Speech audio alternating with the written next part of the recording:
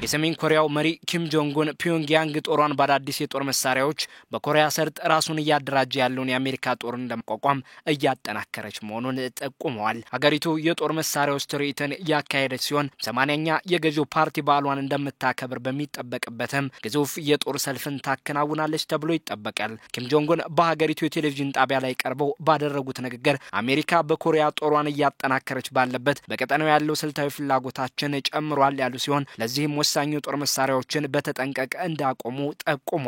ኒውክሌር የታጠቀችው ፒዮንግያንግን በህልውና ስጋትነት የምትመለከታት ደቡብ ኮሪያ ሀገሪቱ ያላት ለኒውክሌር የጦር መሳሪያ የሚሆን ዩራኒየም ማደጉንና የኒውክሌር መሳሪያ ቁጥር በከፍተኛ ሁኔታ ሊጨምር መሆኑን በጠቆመች በቀናት ጊዜ ውስጥ የተሰማ ጉዳይም ሆኗል።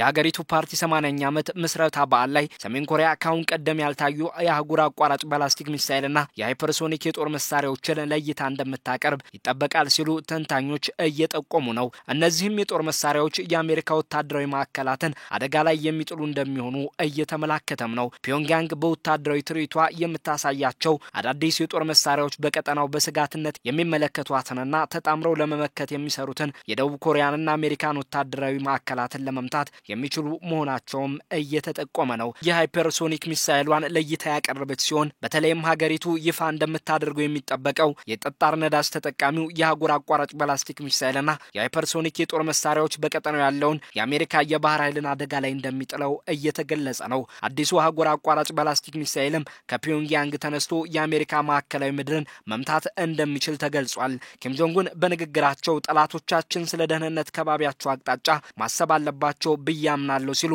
ለደቡብ ኮሪያና አሜሪካ ሀገራቱን ሳይጠሩ መልእክታቸውን አስተላልፈዋል። በቅርብ ሳምንታት ውስጥ ኪም ከፍተኛ የጦር ባለስልጣናትን የሀገሪቱን ኒውክሌር ጋሻና ጦር እንዲያጠናክሩ ማዘዛቸውም ይታወሳል። ኪም የፓርቲያቸው 80ኛ ዓመትን በሚያከብሩበት ትልቅ የጦር ሰልፍን ከ3 ቀናት በኋላ የሚመሩም ይሆናል። በዚህ ሰልፍ ላይ ደግሞ የሀገሪቱ አዳዲስ የጦር መሳሪያዎች ይፋ ይሆናሉ ተብሎ ይጠበቃል። የኒውክሌር የጦር መሳሪያዋን ቁጥር በከፍተኛ ሁኔታ ለመጨመር ዝግጁ መሆኗን የገለጸችው ደቡብ ኮሪያ በዚህ የሰሜን ኮሪያ የጦር ሰልፍ የወታደራዊ ተሽከርካሪዎችንና የጦር መሳሪያዎችን እንቅስቃሴ ማረጋገጧን ጠቁማለች። በእርግጥ ደቡብ ኮሪያ ዝርዝር ነገር ከመናገር ተቆጥባለች። አሜሪካና ደቡብ ኮሪያ ሰሜን ኮሪያ ላይ ያላቸውን አቋም በማለሳለስና ለዲፕሎማሲያዊ ጥረት ዝግጁ መሆናቸውን እየገለጹ ባለበት ሰሜን ኮሪያ አሁንም በጠንካራ አቋሟ መቀጠሏ ተመላክቷል። የአሜሪካ ፕሬዝዳንት ዶናልድ ትራምፕ በኤሲያ ፓሲፊክ ኢኮኖሚ ትብብር ጉባኤ ለመታደም ወደ ደቡብ ኮሪያ በሚጓዙበት ያለምንም ቅድመ ሁኔታ ኪም ጆንግ ኡንን ለማግኘት ዝግጁ መሆናቸው መገለጹም ይታወሳል።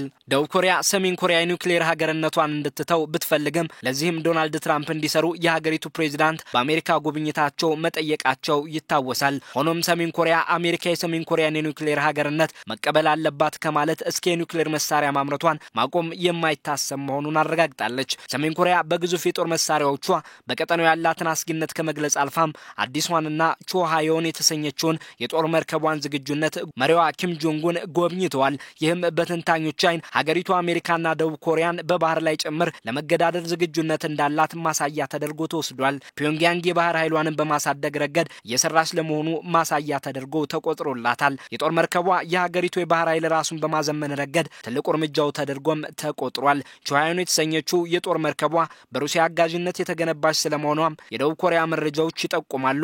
ሰሜን ኮሪያ በዩክሬኑ ጦርነት በ10 ሺዎች የሚቆጠሩ ወታደሮቿን ማሳተፏ ሲመላከት ከሩሲያ ጋር ያላትን ወዳጅነት እያጠነከረች መሆኑም ይገለጻል። ኪም ጆንግ ኡን የጦር መርከቧን በጎበኙበት ጠላትን ቅጡ ሲሉ ጠንከር አድርገው ተናግረዋል። የሰሜን ኮሪያ ጦር እድገት ማሳያ ነው ሲሉም ገልጸዋል። ኪም ጆንግ ኡን ጠላቶች ስለ ደህንነት ከባቢያቸው አቅጣጫ ሊጨነቁ ይገባቸዋል ማለታቸው ለአሜሪካ እንደማስጠንቀቂያ ተደርጎ ተወስዷል። አሜሪካ ኒውክሌር የታጠቀችውን ሰሜን ኮሪያ መመከትን ያለመ የጋራ ወታደራዊ ልምምድን ከደቡብ ኮሪያና ጃፓን ጋር ማድረጓ ይታወቃል። ፒዮንግያንግ መሰል ወታደራዊ ልምምዶችን ደግሞ እንደ ወረራ ልምምድ አድርጋ ትቆጥራቸዋለች። ኪም ጆንግ ኡንም ባህር ኃይላቸው ጠላትን ለመቅጣት ያለመ ልምምድን እንደሚያደርግ በጉብኝታቸው አስታውቀዋል። በአሜሪካና ደቡብ ኮሪያ ጋር የጦር ልምምድ ደጋግማ ቁጣዋን ስትገልጽ የቆየችው ሰሜን ኮሪያ የሁለቱን ሀገራት ትብብር በመንቀፍ አሜሪካ ጦሯን በቀጠናው ስታጠናክር ፒዮንግያንግም በቀጠናው ያላት ስልታዊ ፍላጎት እየጨመረ መሆኑን በመሪዋ በኩል በመግለጽ የትኛውም የደቡብ ኮሪያ መሬት ደህንነቱ የተጠበቀ አይደለም ስትል ወታደራዊ ኢላማዋ የትኛውንም የደቡብ ኮሪያን ስፍራ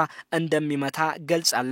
በእርግጥ ይፋ እንደምታደርጋቸው የሚጠበቁት ተጨማሪ የጦር መሳሪያዎችም ለአሜሪካ ማዕከላዊ ምድር ጭምር ስጋት እንደሚሆኑም እየተጠቆመ ነው። አሜሪካ በቀጠናው ሰሜን ኮሪያን ለመከላከል ብሎም ከቻይና ጋር ያለውን የኢንዶ ፓሲፊክ ቀጠናው ውጥረት የበላይነት ለመውሰድ ከደቡብ ኮሪያና ጃፓን ብሎም ሌሎች ሀገራት ጋር በመተባበር የባህር ኃይሏን ለማጠናከር እየሰራች ነው። የሰሜን ኮሪያ አዳዲስ የጦር መሳሪያዎች ግን የባህር ኃይሏ ላይ አደጋ ሊደቅኑ የሚችሉ መሆናቸው ተጠቁሟል። አሜሪካና ደቡብ ኮሪያ ከሰሜን ኮሪያ ጋር የዲፕሎማሲ ጥረት ለማድረግ ያላቸውን ፍላጎት እየገለጹ ባለበት ዶናልድ ትራምፕ ኪም ጆንግ ኡንን እንደሚያገኟቸው በሚጠበቅበት ፒዮንግያንግ በቀጠናው ያላት ፍላጎት መጨመሩንና ጦሯን ለየትኛውም ስጋት ዝግጁ ማድረጓን ገልጻለች።